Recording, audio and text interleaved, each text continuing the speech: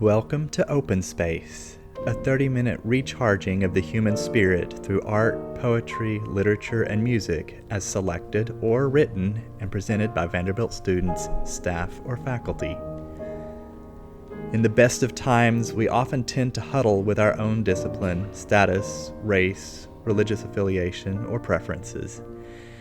In these extraordinary times, our isolation is even more pronounced. This is an opportunity for us to be reminded of the rich presence of those around us and to find hope in the vibrant human community to which we belong. This project reflects the chaos of the beginning of a creative process. Open Space is a project in progress. It was woven together on a tight timeline and is not perfect. We sincerely hope that you will contribute to this inclusive vision moving forward. Our desire is that Open Space will reflect the diversity and gifts of our entire Vanderbilt community. In the words of the great American poet, Gwendolyn Brooks, "We are each other's business. We are each other's harvest. We are each other's magnitude and bond." Thank you for being a part of this special family and for joining us in sharing comfort and hope today.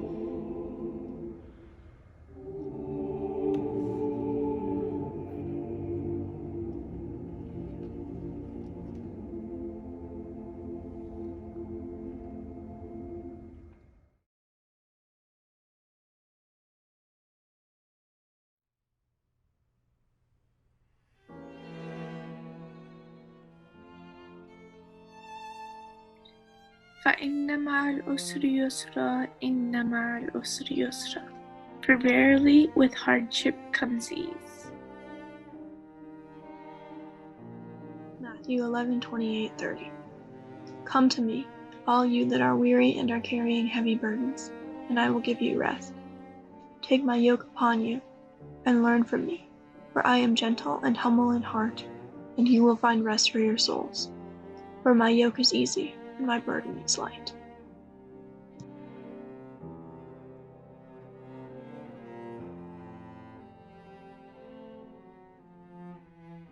This is my life. This summer, I will be a full-time assistant director. I love to eat food from restaurants. In my day-to-day life, I experience freedom. My reward for working hard will be going on a cruise. Every day, I attend classes in a classroom. I get up every day at 8 o'clock a.m. Central Time. When I need a mood booster, I grab a coffee from Starbucks. I'm surrounded by a beautiful city. To celebrate big accomplishments, I like to go to parties. Every day, I hang out with my friends. I get the most work done at the library. I share my space with my roommates. Seems like most of my life revolves around Vanderbilt. I'm looking forward to graduation. The coronavirus pandemic snuck up on me.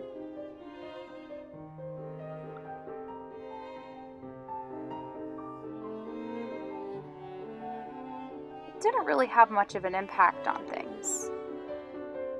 But then, one day, everything started changing so fast. It was absolutely overwhelming. After the coronavirus pandemic took away so many important things, I had to reorganize my life.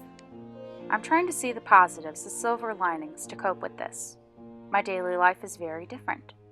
I try not to think of it as better or worse, but as different. This summer, I will be a small business entrepreneur. I love to eat food from my mom's cooking. My reward for working hard will be having a healthy savings account. In my day-to-day life, I experience interdependence. I get up every day around 9 a.m. Eastern Time. Each day, I attend classes on a computer. I'm surrounded by beautiful cows. When I need a mood booster, I grab a coffee from my Keurig. To celebrate big accomplishments, I like to go to the couch. Each day, I hang out with my siblings. I get the most work done at a kitchen table. I share my space with my pets. It seems like most of my life revolves around Zoom. I'm looking forward to graduate school. This is my life.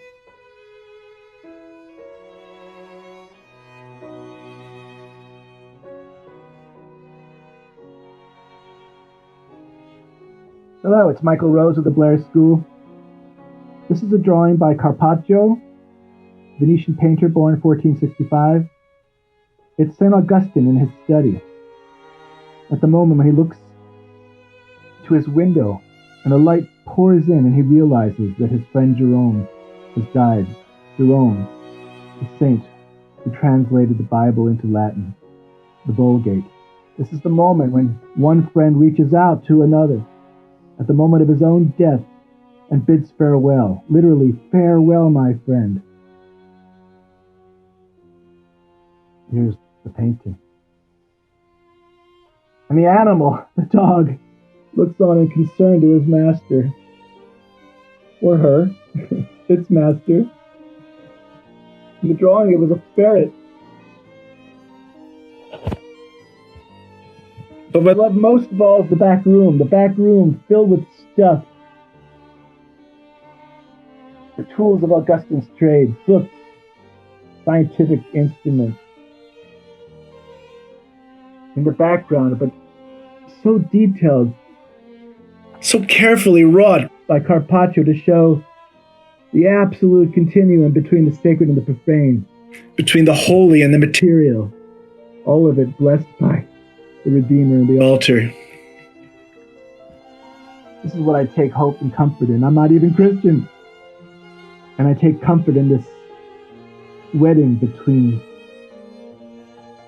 earth and heaven, between the natural and the supernatural, between grief and light. Thank you.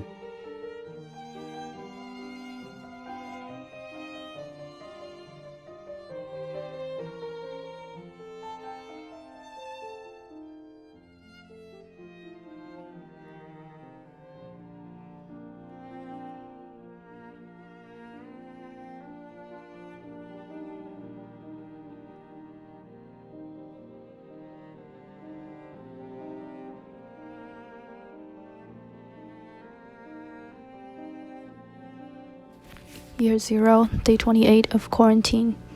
When I first got to my friend's house in rural Tennessee, the tree outside my bedroom window was barren. During Zoom lectures, I often looked out to check if a bluebird or a cardinal is flirting in its brown twigs again. Once, while I followed a squirrel deftly navigating the branches, I noticed tiny little bumps all over them, like little butts of sunlight, delicately yet robustly flickering on the branches, almost translucent but luminous. How did I escape my watch before this day? Did I creep out of the wrinkled, rough skin of the tree after I last turned my head? Either way, they soon exploded into a full spring. The beginning of the quarantine were 2 rainy, gloomy weeks. It was like the colors of the world were also self-isolating. On the first sunny day afterwards, I sat in a room in the house overseeing the hills during the iridescent sunset. An insect's wing was printed on the window, probably from when a clumsy bumblebee or a spacey dragonfly rammed into it. The particles from the wing shine 1,000 colors under the last rays of the day. If you tilt your head left, the reflected cobalt blue and amethyst purple give you chills. When you tilt your head right, the reflection changes to scarlet, red, and Tuscan yellow that warm the heart. My friend's family usually plants their garden in May. However, in the first week of April, the dad brought home 10 tomato plants. As we dug around the garden, I found some seedlings of last year's squash. Without having to go to the store another time, we transplanted enough for this year. We joked that if the quarantine were to last, we could start our very own seed bank. After laughing about it, everyone fell silent. I grew up in a city. Vegetable gardening and similar activities are a luxurious novelty to me so far.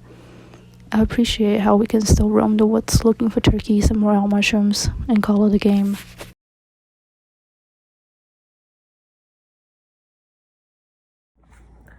Solitude, a 3-syllable word, is one of the most negatively connotated words in the English language. Solitary confinement is one of the worst punishments we can receive as humans, who are pack animals, longing, yearning for human connection, almost as a guidance. And even though this may seem like a punishment to most, which is a punishment to most, we love our friends and family. This moment of solitude, I feel, is insanely important for everyone to take a moment to pause, to reorganize, and to reflect on ourselves. Why are we doing what we do every day? We have had a strict schedule, most of us, of waking up, going to school, eating at certain times, making sure we get 3 meals a day, doing activities that we have known to love for years, but why are we doing that? What does it bring to us as a community? Everyone gets so caught up in the daily grind, in the moment, without taking a pause and realizing, what is this doing to my body? What is this doing to my mind? How do I feel about continuing what I'm doing? This same thing, although I'm talking about it on a personal level, on my personal level, it's applicable on an institutional and global level. It's important for us to take time to ourselves, to regain our sovereignty from being influenced by the societal pressures to wear makeup every day, to greet a smile every day, to do certain activities at a certain time every single day, because that is what's been constructed for us. But what's really good? Is that good for us? It may be. That's our time to reflect, to pause, to take a moment, to think about ourselves. Selflessness is good, but humankind just needs to take a moment, not necessarily to be selfish, by taking from others, but be selfish by giving to us what we need, a moment to ourselves.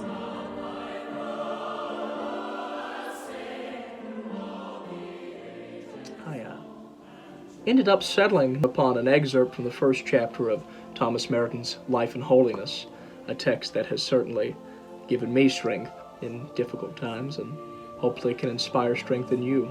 This moment in the text, Merton is talking about the difficulty, the preposterous nature that we are to be the light of the world. How difficult that really is, and where that light must come from. I think for peoples of all walks of life, this text is exceptionally powerful, because no matter where you come from, it's important to be light in someone's life. And he talks about this here. I'll let him speak. Merton writes, "We are supposed to be the light of the world. We are supposed to be a light to ourselves and to others. That may well be what accounts for the fact that the world is in darkness. What then is meant by the light of Christ in our lives? What is holiness? What is divine sonship? Are we really seriously supposed to be saints? Can a man even desire such a thing without making a complete fool of himself in the eyes of everyone else? Is it not presumptuous? Is such a thing even possible at all? To tell the truth, many lay people, and even a good many religious, do not believe in practice that sanctity is possible for them. Is this just plain common sense? Is it perhaps humility? Or is it defection, defeatism, and despair? If we are called by God to holiness, to life, and if holiness is beyond our natural power to achieve, which it certainly is, then it follows that God himself must give us the light, the strength, and the courage to fulfill the task he requires of us. He will certainly give us the grace we need. If we do not become saints, it is because we do not avail ourselves of his gift." I hope you're well. I hope you all are taken care of. And I hope you all can find some light in these dark days.